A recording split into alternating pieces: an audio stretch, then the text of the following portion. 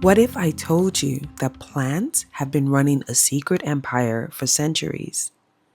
We walk past them every day, barely noticing that they are actually running a full time wellness business.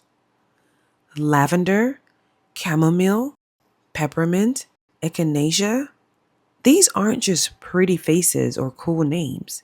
They're nature's pharmacists, therapists, and maybe even life coaches, quietly keeping us balanced while we're out here trying to keep it together. Lavender is pretty much the CEO of relaxation. She smells good, looks good, and tells everybody to relax. It is also one of the most popular plants used for essential oils. For centuries, people have used lavender to ease stress, sleep better, and even keep bugs away, because apparently, bad vibes repel everyone. Inside lavender is a compound called linalool. It literally helps calm your nervous system. So when you inhale lavender, it's not just your imagination. Your brain is like, ah, vacation mode. If lavender were a person, she'd own a candle brand, teach yoga on weekends, and somehow never raise her voice. Chamomile is the plant version of a warm hug. It's the tea that I drink when I wish to relax. Lucky for us, you can harvest chamomile very easily and make teas out of it either dried or fresh. I documented this in my e-guide, 10 natural teas you can make at home. No loud advice, no, have you tried meditating? Just soft energy and tea. Chamomile is packed with apigenin, a compound that attaches to receptors in your brain and tells it to chill. That's why chamomile tea is everyone's go to after a long day. If chamomile could talk, it'd say, "You've done enough today. Let's just relax and watch something cozy." Peppermint is fresh breath, a happy stomach, and a clear head all in one leaf. It is very easy to harvest peppermint and grow them. I've done so in my yard. It is that cool plant that doesn't even try to be cool, but naturally is. The secret to peppermint is menthol, which tricks your body into feeling cool and helps with headaches, digestion, and even focus. Basically, peppermint's the energizer of the plant world, like caffeine, but without the 3 a.m. regret.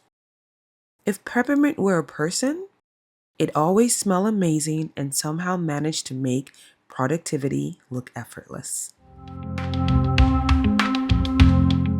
My first introduction to aloe vera was when I was a little girl.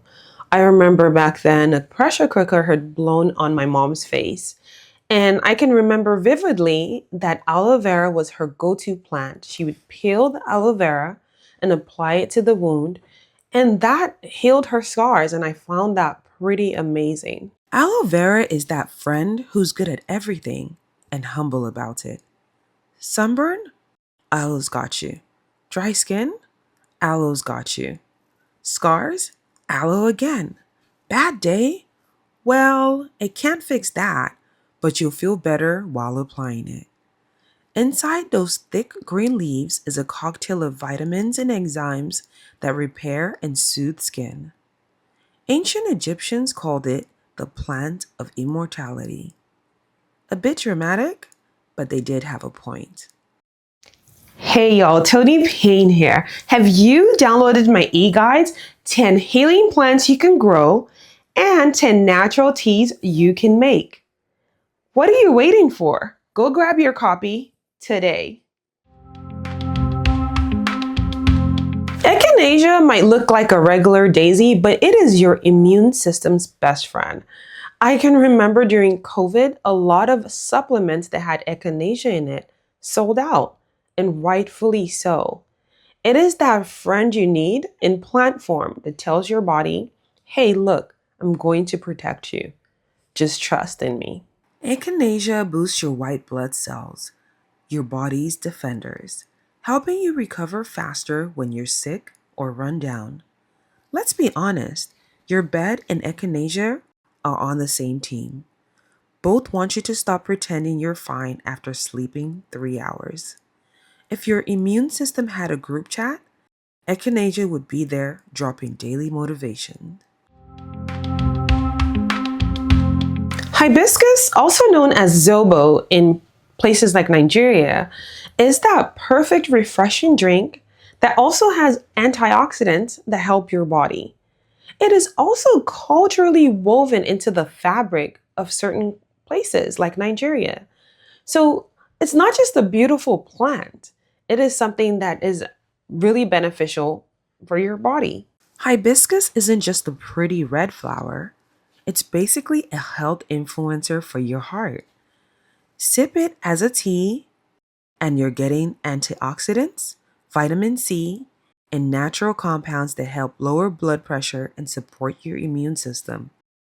It's like that plant that shows up to the wellness party with a smoothie in one hand and a yoga mat in the other, doing all the good stuff while looking gorgeous. Most people that know about rosemary know rosemary will season your potatoes and your steaks. But it's not actually just that. Rosemary is that amazing herb that is good for food seasoning, but also good for brain function. Some studies have shown that smelling rosemary can sharpen memory and focus. So, if you're studying or editing at 2 a.m., maybe keep some nearby. Rosemary is like that friend who reminds you what you were saying mid sentence, helpful, grounded, and a little spicy. Plants for many centuries have been healing us. Natives in the Americas, in Africa, in Asia, they relied heavily on plants to heal themselves. Even today, pharmaceuticals rely on plants to heal themselves. And we still have the access to these plants to make use of them and their beneficial properties. Without going to pharma, you can do it yourself, the natural way. There is an abundance of plants that you have access to with natural healing and wellness properties. Eucalyptus can turn your shower into a 5-star spa. Basil will help fight bacteria while making dinner taste amazing. If this were high school, lavender would be the chill art student, peppermint, the athlete, aloe, the class president, and echinacea, the nurse's office bestie with tissue and wisdom. Plants are an important part of our everyday life. They're not just sitting there looking pretty, they're actively helping us survive. They help with our brain function, to relax, it soothes us, and it helps us without the prescription. So next time you walk past some plants, appreciate the little legends that they are. They are doing way more than photosynthesis.